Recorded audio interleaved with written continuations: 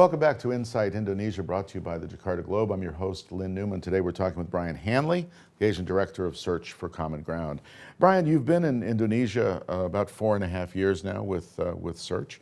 Tell us a little bit about your journey. How did you end up in this kind of work, and what brought you to Indonesia? Well, it started a few decades ago. I joined the United States Peace Corps and found myself in a squatter settlement in Kingston, Jamaica.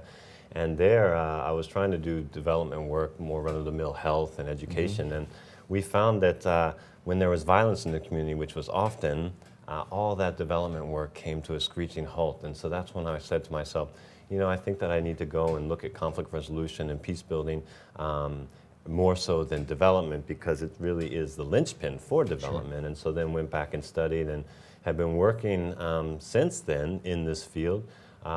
I came to Asia I came to Indonesia through the side door. I worked in East Timor for many years right after their independence on conflict resolution at the community level, development programming, and then fell in love with a beautiful Indonesian woman on a plane from Bali. And the rest is history, as they say. There you go. It's always a love story. It's always a love story. You get down to it, it's always a love story. On Valentine's Day, very appropriate. There you go. I hope she's watching. Yes.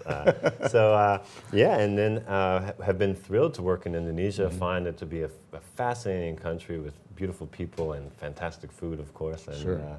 It's hard to leave. Looking back on the time you've been here, what are the things that strike you as most pertinent in terms of the issues that you've dealt with and how that's unfolded?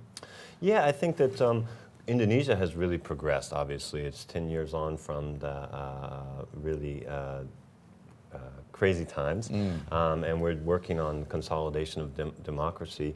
But I think that one thing we can't do is get complacent about building peace here. There's a lot of places where we have still a negative peace, where communities have become more polarized. If you look at places like Maluku, Central Sulawesi, previously the communities lived together, but after the conflict in the early 2000s, those communities have become much more polarized. Well, and as we saw in Ambon just last year, this can flare up almost at any time, and that took a lot of people by surprise, at least in Jakarta. Yeah. And I think that that's a real lesson for us, that we need to keep investing in peace.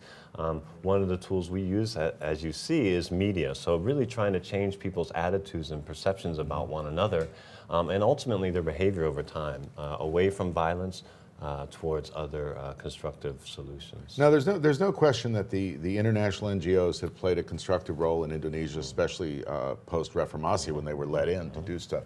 Is the time coming, though, when maybe the role of NGOs and international aid is coming to an end here in Indonesia as the country gets wealthier and has more of its own capacity?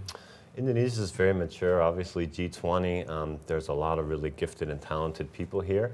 Frankly, I'm the only Bule on staff here. All of our staff is local. All of our partners are local. And so in many countries, we have local country directors too, and we may decide to go down that avenue. We're also registered as a local yayasan. So we believe in local capacity and strengthening that.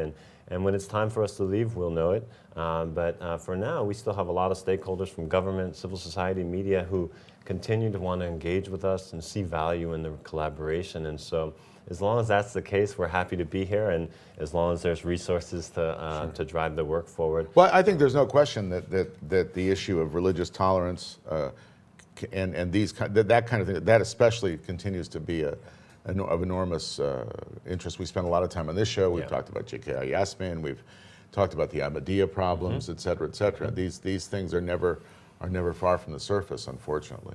Yes. What are some of the future projects that SFCG plans to do here in Indonesia? Sure. Well, in Indonesia, we'll continue to engage with prisons. We also are working with the new Badan Nasional Pencegahan Terrorism, the BNPT, on a terrorist reintegration project, so trying to help communities to receive terrorists back into their midst so they can disengage from the networks. We continue our work in Parliament, building up women's leadership skills. We have a lot of programming in pesantren, particularly with NU pesantren all across Indonesia. Again, what you're talking about is when we're looking at religious tolerance, really giving more voice, stronger voice to the mainstream moderates who dominate the landscape here, but have been crowded out by, unfortunately, by some radicals who have snatched the megaphone from them. And so we want to really flip that paradigm and take the back. And do you work in cooperation also with other NGOs, other Sure. international groups, or is everybody off doing their own thing?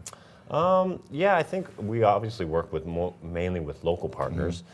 We see local civil society as pivotal to the work, but we try to collaborate as much as possible with other international.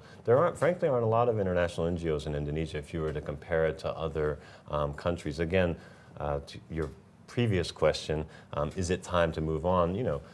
In some sectors, I think that it is time. And well, in media and a lot of other places, the international NGOs have moved on. Right. And you're moving on to Washington, D.C. That's correct. Back home.